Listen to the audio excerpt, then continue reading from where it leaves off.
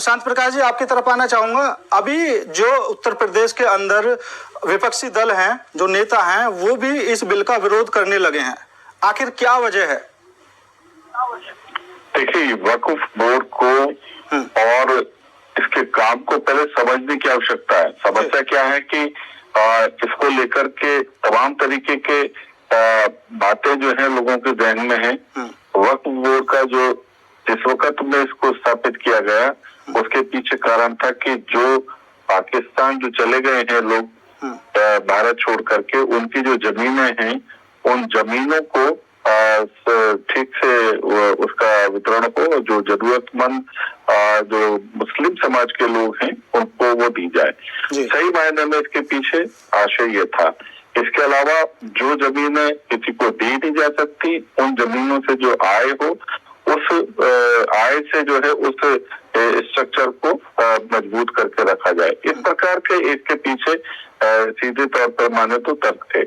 मगर साथ ही साथ हुआ क्या कि समय समय पर सरकार जिस तरीके से कांग्रेस ने इस पर देखा और कुछ इस प्रकार की छूटें इनको मिली, जिससे कि ये जिस जमीन को चाहे उसको ये वक्फ में कि भाई ये वक्त की जमीन है, ऐसा कह करके अपनी बात रख पा रहे थे। और इसी तरीके से दक्षिण भारत में 1500 साल पुरानी एक जमीन का मसला आया ध्यान में, और उस जमीन को चूंकि वो परिवार बहुत वर्षों से इस्तेमाल कर रहा था, जब वो बेचने के लिए गए तो मालूम पड़ा कि उस वक्त में उन्होंने कहा कि वक्फ बोर्ड ने की है जमीन की है। ठीक है सर। और नहीं, इसमें केवल यही बात नहीं, जब उसके बारे में थोड़ी और जानकारी प्राप्त की गई तो मालूम पड़ा वो गांव पूरा का पूरा जो है वो वक्फ की जमीन है। तो यहाँ कहीं ना कहीं जो है कुछ ना कुछ घालमेल है।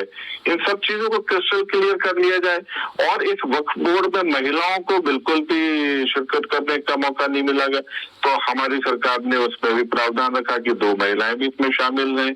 और सभी, क्योंकि तमाम फिरके हैं तो उसमें सभी फिरकों में से एक आध लोग जो है इसमें रहे वक्फ में, क्योंकि केवल एक पर्टिकुलर फिरका रहने से तो काम नहीं चलेगा। शिया भी है, सुन्नी भी है, अहमदिया भी है, बरेलवी भी है। तो ये सब लोगों का कुछ ना कुछ उसमें रिप्रेजेंटेशन है। इन सब चीजों को ध्यान में रख करके अभी ये बिल जो है, इसमें किसी का कुछ अहित नहीं है, बल्कि पारदर्शी तरीके से काम हो, इस चीज को ध्यान में रख करके सदन में बिल लाया गया है। और मुझे नहीं मालूम किसी भी समुदाय को समस्या होने की जरूरत नहीं है। अशोक जी, आप साइकिल, हमारे लिए साइकिल बहुत अच्छी थी, लेकिन आज इस देश के लोगों से पूछिए और इस देश के मुसलमानों से पूछिए कि क्या ये जो नियम कानून जो बनाया जा रहा है क्या उनको अच्छा लग रहा है। उनसे पूछिए, वो बताएंगे आपको। चलिए ठीक है। शांत प्रकाश जी, रतन तिवारी जी का कहना है जो भी नियम कानून बनाए जा रहे हैं और जो देश के मुस्लिम हैं उनको तो पसंद नहीं है। देखिए, दोनों ही जो समाजवादी पार्टी और कांग्रेस के दोनों प्रवक्ता हैं, बेसिकली इनको इस चीज का फंडा क्लियर नहीं है कि हम विरोध क्यों करें।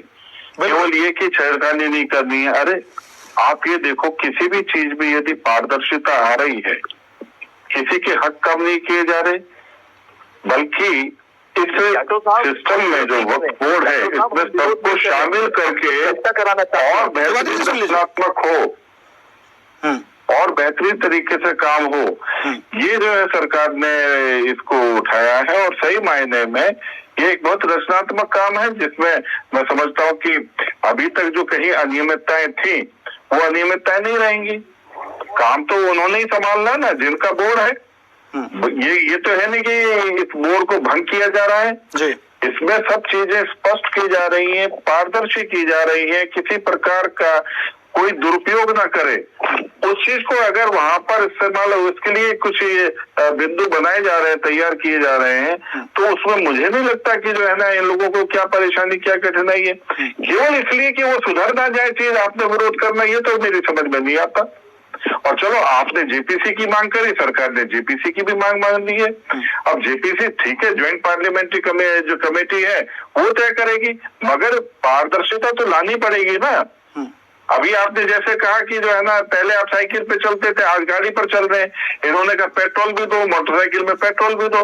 अरे ये वही व्यवस्था बनाई जा रही है ताकि किसी प्रकार की आज आधुनिकीकरण हो रहा है देश में, दुनिया में, हम उसमें सब साथ चलें और जिस उद्देश्य के लिए ये बोर्ड बना था उस उद्देश्य का लाभ उस वर्ग को मिले ना।